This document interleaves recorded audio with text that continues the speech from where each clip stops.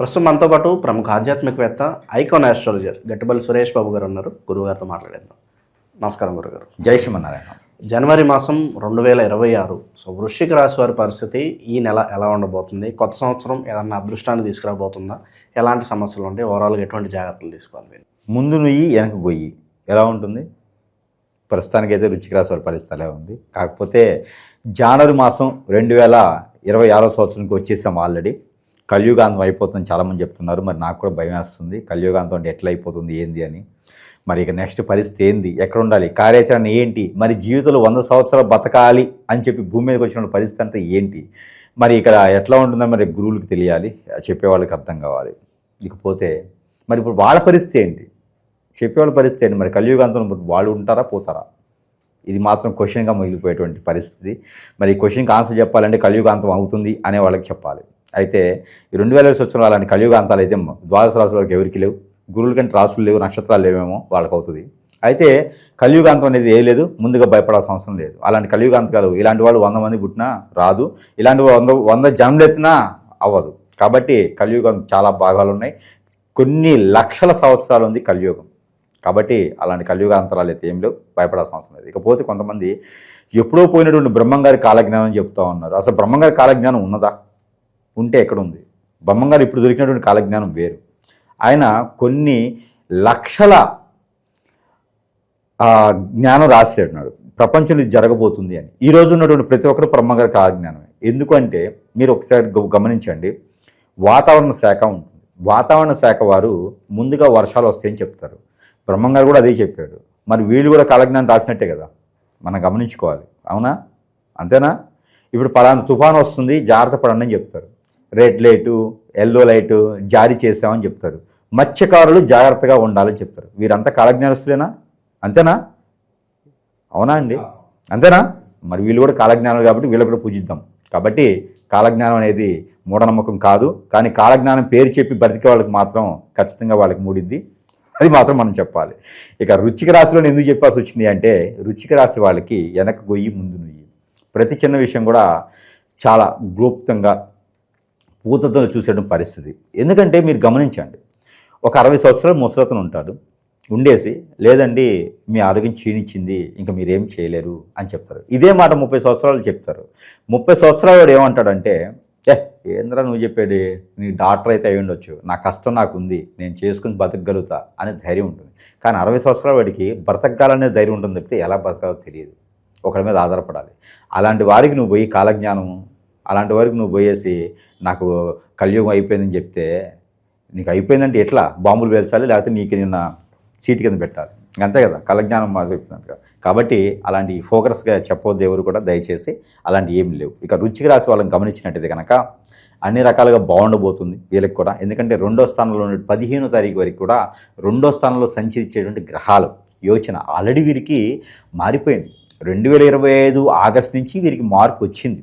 చిన్న చిన్నగా గ్రోతింగ్ అవుతున్నారు.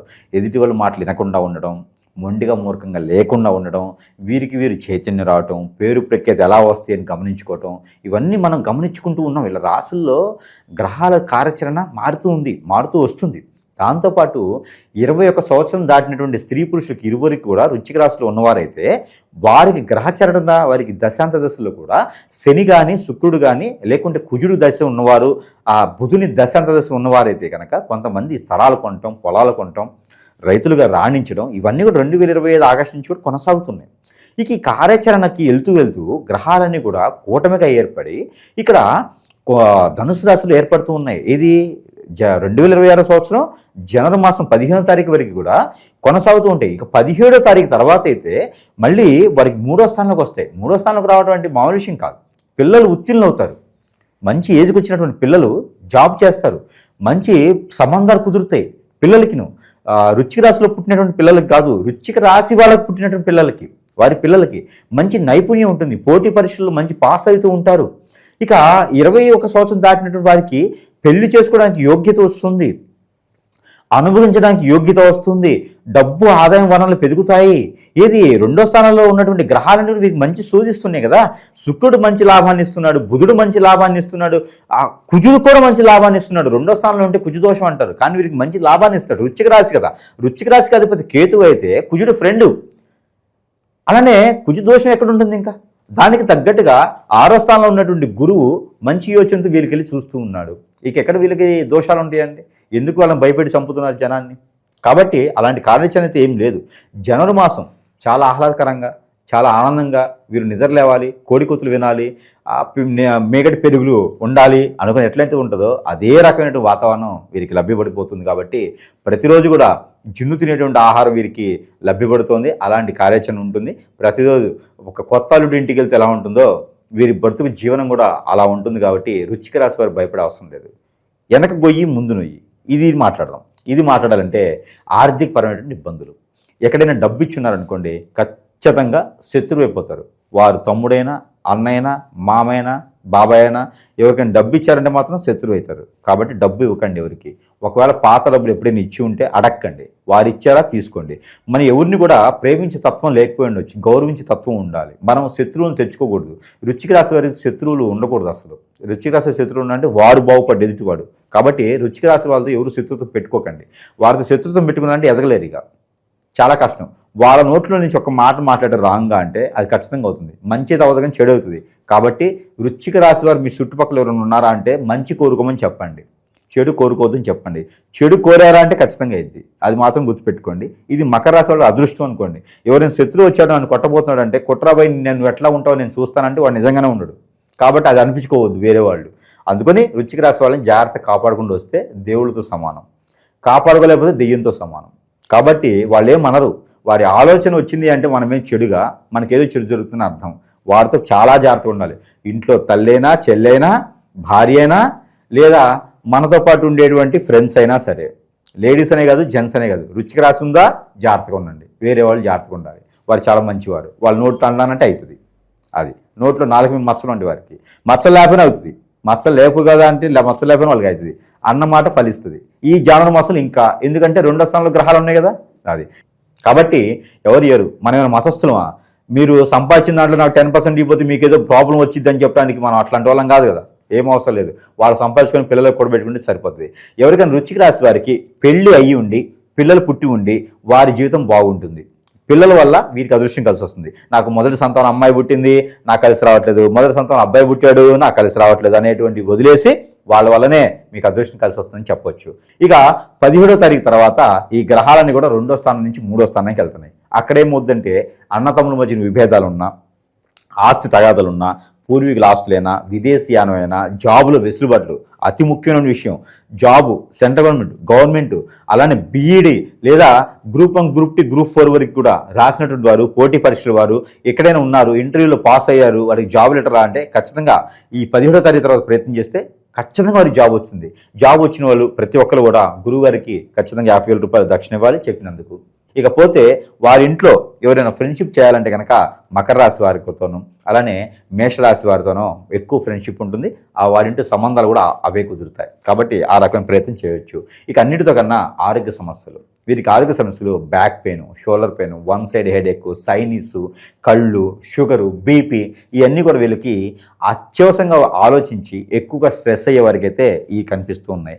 స్ట్రెస్ అవ్వకుండా ఉండి ప్రికాషన్స్ తీసుకుంటే ఇవి అన్నీ కూడా పోతాయి. వీరు వాడేటువంటి వంటల్లో, కర్రీస్లో కానీ వీటన్నిటిలో కూడా ఇంగు వాడితే అలాంటి సమస్యలు కూడా కొంతమేర దూరం అయ్యేదానికి అయితే కనిపిస్తుంది. ప్రతిరోజు కూడా నిమ్మకాయ ఒకటి గ్రీన్ కలర్ అంటే పెన్నుతో రాయకుండా పచ్చి నిమ్మకాయతో దిష్టి తీసుకొని బయట ఎక్కడ పొదగని చెట్లు అశోక్ కూడా చెప్పాను రోడ్డుకి విరువైపులా చెట్లు నాటమని. కాబట్టి రోడ్డు మీద నాటితే అడ్డం కదా, అందుకని ఆ చెట్ల కింద నిమ్మకాయని పడేస్తే సరిపోతుంది. ఎవరు తొక్కకూడదు, ఎవరు దాటకూడదు. ఇలాంటి ప్రక్రియ చేసుకోవాలి, అదృష్టం అనేది వస్తుంది.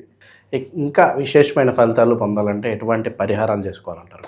ఖచ్చితంగా వృశ్చిక రాశి వారికి పరిహారాలు ఉన్నాయి. పరిహారాల కన్నా కూడా గొప్ప విషయం ఏంటంటే వీరు చాలా మంచివారు, మూర్ఖులు, మొండోళ్ళు, అనుకున్న పని సాధిస్తారు, సాధించేదాకా వదలరు. వీళ్ళు శిఖరం ఎక్కాలంటే ఎక్కేసి కూర్చుంటారు. కాబట్టి అంత మంచి వారికి పరిహారాలతో పాటు వారికి అదృష్టం కూడా ఉండాలి. ఇప్పుడు మనము ఒకదానికి వెళ్తున్నామంటే మొండికి ఒకటే సరిపోదు, బలం కూడా కావాలి. ఆ బలంతో పాటు మరొకటి కావాలి, అండ. మన వెనక ఒకడున్నాడు అనే అండ కావాలి. ఆ అండ కావాలి అంటే ప్రతి ఒక్కరికి మనం వెళ్ళలేంగా. కాబట్టి మన వస్తువులు ఉన్నాయి, మంత్రోచ్చారణ చేస్తుంటాయి. వారు ఎదిగేవాళ్ళు అనే ఆలోచన ఉన్న వారికి ఎదగడం అంటే బెట్టింగ్లు పెడతానండి, నేను పేకాట ఆడతానండి, నాకు అమ్మాయి పిచ్చి ఉందండి, ఈ వీటిల్లో కాదండి. ఎదగడం అంటే లోక కళ్యాణార్థ కోసం, మన కుటుంబం కోసం, బాధ్యత కోసం, గౌరవంగా ఎదగాలి, పేరు ప్రఖ్యాత రావాలి. దీనికోసం అయితే మనం సపోర్ట్ చేద్దాం ఖచ్చితంగా అందరికీ కూడా. ఇలాంటి చేయాలంటే కనుక ఖచ్చితంగా మనం ఏం చేయాలి, మన దగ్గర వస్తువులు తీసుకొని మంత్రోచ్చారణ చేస్తుంటాయి. వ్యాపారం బాగుంది కదా అని కామెంట్స్ పెడతా ఉంటారు ఒక్కొక్కళ్ళు. వ్యాపారం అంటే నేను వ్యాపారం చేసుకోవాలంటే పచారీ షాప్ పెట్టుకుంటా, ఫ్యాన్సీ షాప్ పెట్టుకుంటా, ఇలాగ నోరు వాచిపోయేలాగా, నోరు పగిలిపోయేలాగా ఎదుటి వాళ్ళకి సలహాలు ఇచ్చే అవసరం నాకు లేదు. నాకున్న దాంట్లో నేను చేసుకుని పోతా. కాకపోతే ప్రజలు బాగుండాలని ఒక సంకల్పంతో, చెడిపోకూడదు మన పిల్లలని చెడు సంకల్పంతో, మన పిల్లలంటే మళ్ళీ దాని కూడా కామెంట్ పెడతారేమో, అంటే ప్రజలు చెడిపోకూడదు అనేటువంటి సంకల్పంతో బాగుండాలి అనేటువంటి దాంట్లో మనము చెప్పడం జరుగుతూ ఉంది. విన్నవాడు అదృష్టవంతుడు, విన్నడు వాడు కూడా అదృష్టవంతుడే, వాడి కార్యాచరణలో వాడు ఉంటాడు. అంతేగాని మనకేం సంబంధం లేదు. బాగు చేసేటువంటి ప్రయత్నం మనకు కాదు. చెడిపోమనే చెప్తాను నేనైతే. ఎందుకంటే చెడిపోతేనే, తడిస్తేనే ఇల్లు కట్టుకుంటారు. కాబట్టి చెడిపోతేనే వాడు బాగుపడేదానికి యోచన ఉంటుంది. కాబట్టి ఒకటి, మన దగ్గర చేసినటువంటి వస్తువులు చాలా ఉన్నాయి, మంత్రోచ్చారణ చేసి ఉంటాయి. వారికి ఏదైనా స్ట్రెస్ అయినా, ఇప్పుడు ఒక ఆడపిల్ల ఉంటుంది, పెళ్ళవుతుంది, పెళ్ళైన తర్వాత అమ్మోళ్ళ నుంచి అత్తోళ్ళ ఇంటికి వస్తుంది, వచ్చిన తర్వాత పిల్లల్ని కంటుంది, పిల్లల్ని కన్న తర్వాత పోషించుకుంటుంది. జాబు లేదు, భర్తే పోషించాలన్నప్పుడు ఆ భర్త మంచి బాధ్యతగా ఉన్నటువంటి వ్యక్తి ఉంటాడు. బాగా వినండి, బాగా వ్యక్తి ఉంటాడు. ఆ భర్తకి వేరే ఏదైనా అమ్మాయి లైన్ వేసి ఎఫ్ఐఆర్ పెట్టుకుంటే ఈ జీవితం ఏంటండి? పిల్లలు కానీ భార్య జీవితం కానీ ఏంటి? తల్లి దగ్గరికి వెళ్తుందా? తండ్రి దగ్గరికి వెళ్తుందా? పిల్లల్ని పోషించగలుగుతుందా? భార్య ఏం చేయాలి? ఇలాంటి వాళ్ళు చాలామంది ఉన్నారు ప్రపంచంలో. వారందరూ బాగుండాలి అంటే మనం చెప్పినవి వినాలి, మనం చెప్పింది ఆచరిస్తే ఎఫ్ఐఆర్స్ లాంటి పెట్టుకోకుండా అలాంటి వాటి జోలు వెళ్లకుండా ఉంటే చాలా బాగుంటుంది. కాబట్టి ప్రపంచంలో ఇలాంటి చాలా ఉన్నాయి కాబట్టి వాటి జోలు వెళ్ళకూడదు, అలాంటి వాటిని పెట్టుకోకూడదు. ఈ వృశ్చిక రాశి వాళ్ళు కూడా ప్రపంచం అంటే చాలా పెద్దది. దాంట్లో మన జీవితం, మన కుటుంబం, మన పిల్లల్ని మన బాధ్యత ప్రకారంగా తీసుకుంటే వారు రేపటి రోజున మనం చేయలేటువంటి కోరికలు కార్యాచరణ మన పిల్లలు చేయొచ్చు. కానీ నువ్వే ఏటో ఒకటి వెళ్తూ ఉంటే నీ పిల్లల సంగతి ఏంటి? చెట్టుకోలు గుట్టుకోలు అవుతారు. కాబట్టి ఇలాంటి వాళ్ళందరికీ కూడా సానుభూతి మనం చూపించాం. కాకపోతే మన కార్యాచరణ ప్రకారంగా కొన్ని రకాలుగా వస్తువులు ఇస్తాం. భర్త దూరమైన వాళ్ళకి కావచ్చు, భార్య దూరమైన వాళ్ళకి కావచ్చు, పిల్లలకి ఇబ్బంది పడతారు. కాబట్టి వారందరికీ కూడా బాగుండాలి, ఉమ్మడి కుటుంబంగా ఉండాలి. దానికోసం అని చెప్పేసి యాంటీ హిప్నటిజం చేసే వాళ్ళకి, హిప్నటిజం బ్లాక్ మ్యాజిక్ ముందు పెట్టే వాళ్ళందరికీ కూడా ఇది షాంపూ ముందు తల మీద రాస్తారు, అది పోవాలి. ఈ షాంపూ వాడించండి. ఈ షాంపూ వాడించడం వల్ల దీనిలో మంత్రం ఉంటుంది. షాంపూ మామూలుదే కానీ దీనిలో మంత్రం ఉంటుంది. ఒకవేళ డబ్బు పెట్టలేనంటే మీరు షాంపూ తెచ్చుకోండి, మీ ఇంట్లో తెచ్చుకొని నాకు ఫోన్ చేయండి, నేను దానిలో మంత్రం చేస్తా. ఇక అంతకనైతే చెప్పలేం కదా. ఈ షాంపూ మంత్రం చేసింది ఉంటుంది. ఈ మంత్రం చేసినటువంటి షాంపూ వాడించడం ద్వారా వాళ్ళలో ఉన్నటువంటి నెగిటివిటీ కాకుండా హిప్నాటిజం, బ్లాక్ మ్యాజిక్, అష్టదిబ్బన, ఇవన్నీ స్పిరిట్ లాంటివన్నీ కూడా తొలగిపోతూ ఉంటాయి. దీంతోపాటు ఇది ఒత్తి, ఇందులో చాలా రకాల యంత్రాలు ఉంటాయి. ఈ యంత్రాలు నుండి ఒత్తి ప్రతిరోజు కూడా నైట్ పనుకునే పోయే ముందు ఇలా పెట్టి వెలిగించుకోవాలి. ఇది కొండెక్కేందుకు దీన్ని చూస్తూ కూర్చోవాలి. ఈ ఒత్తి వెలిగించుకోవడం ద్వారా మనలో ఉన్నటువంటి హిప్నాటిజం, బ్లాక్ మ్యాజిక్ అన్ని జాతకాల్లో రావండి. నక్షత్రాల జాతకాలు రావు. అన్నీ మన జరిగేటువంటి క్రియలన్నీ జాతకాల్లో కనపడవు. అలాంటి గురువులే చేస్తారు. చాలామంది గురువులు మంచి వాళ్ళు ఉన్నారు, అందరూ చెడ్డ వాళ్ళని చెప్పలేం. గురువుని ఎంచుకొని వాళ్ళ దగ్గరికి వెళ్తే కనుక ఏదైనా ఇవ్వచ్చు, వాళ్ళకి నచ్చింది చదివింది. మన దగ్గర అయితే కనుక ఈ ఒత్తులు ఉంటాయి. ఇవి వెలిగించుకుంటే కనుక 40 రోజుల కోర్సు ఉంటుంది. ఈ కోర్సు ఒత్తులు వెలిగించుకుంటే వారిలో ఉన్నటువంటి ఎన్ని రకాల దోషాలను కూడా చిటికలో ఇలా వెళ్ళిపోతాయి. దీంతోపాటు ఉంగరం, ఇంకా వారికి లైఫ్లో వెనక్కి తిరిగి చూడకుండా ముందడుగు వేస్తూనే ఉంటారు. మడిని తిప్పరు, మాట తప్పరు. అలాంటి వ్యక్తులు ఉంటే కనుక నేను ఏదో సాధించాలన్న వారికి మాత్రమే ఇస్తా. డబ్బులు ఇచ్చినా ఇవ్వను. సాధిస్తాను, తప్పు చేయను అనే వారికి నా ఉంగరం ఇస్తా. ఈ ఉంగరం పెట్టుకుంటే జీవితంలో ఖచ్చితంగా కష్టపడితే చాలు పైకి వెళ్తారు. వారి జోలు ఎవ్వరు రానకుండా కట్లు నేనేస్తా. ఎలాంటి చెడు వారి దగ్గర రానికుండా, ఎలాంటి హిప్నటిజం చేతబడి ఎంత పెద్ద గురువైనా, నేషనల్ లెవెల్ అవార్డు అందుకున్న గురువైనా ఏ చెడు క్రియేట్ చేసినా వారి దగ్గరికి రాకుండా నేను చేస్తా. ఈ ఉంగరం పెట్టుకుంటే ఎవ్వరు వాళ్ళ దగ్గరికి రారు, మంచే జరుగుతుంది. ఎవరికైనా కావాలంటే కూడా సంప్రదించవచ్చు. సరస్వైనటువంటి ధరల్లోనే ప్రేక్షకుల వద్దకి చెంతకై చేర్చడం జరుగుతూ ఉంది. దేవుని అనుగ్రహం కూడా ఖచ్చితంగా కావాలి. వారు ఏ మతస్థులైనా, ఏ గురువుని నమ్ముకున్నా కూడా గురువుకి సాష్టాంగ నమస్కారాలు, గురువుకి నమస్కారాలు చేయకండి. దయచేసి గురువుని దేవుని చేయకండి. దేవుడు వేరు, గురువు వేరు. గురువు మనకు కార్యాచరణ చూపిస్తాడు, దేవుడు మనకు కార్యాన్ని ఇస్తాడు. కాబట్టి దేవుణ్ణి నమ్మండి, గురువుని నమ్మకండి. అవసరమే లేదు. పని అయిపోయిందా గురువు ఎవరో. కాబట్టి గురువు డాక్టర్ ఒకటే. కాబట్టి ఈ యొక్క రాశి వారు ఎవరైతే ఉన్నారో దేవుని అనుగ్రహం ఖచ్చితంగా కావాలి.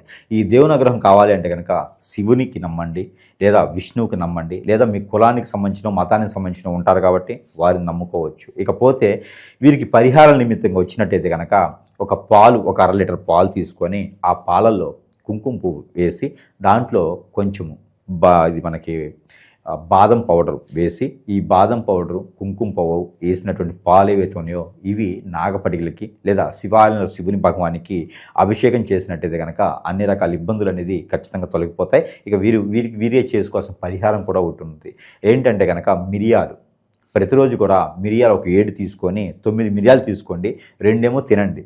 ఒక 7 మిరియాలు తీసుకొని ఉదయించే సూర్యునికి నీళ్లు ఆర్జనివ్వండి. ఆ నీళ్లు ఆర్జనిచ్చేటప్పుడు మిరియాలు చేతిలో పెట్టుకొని ఆ నీళ్లు ఇలా వదలాలి, మిరియాలు కింద పోయేలాగా. అప్పుడు మనకి గవర్నమెంట్ సెంటర్ జాబ్స్ కావచ్చు, కోల్పోయినటువంటి ధనధాన్యాలు ఇవన్నీ కూడా మళ్ళీ మనకి సాధించుకునేలాగా ఉంటుంది. ఎవరైనా ఇంట్లో మాట వినట్లేదా, ఎవరైనా ఇంట్లో తప్పిపోయినారా, ఎఫ్ఐఆర్స్ పెట్టుకున్నారా, మారట్లేదా, వీరందరూ కూడా ఒక రాగి చెంబు తీసుకోండి.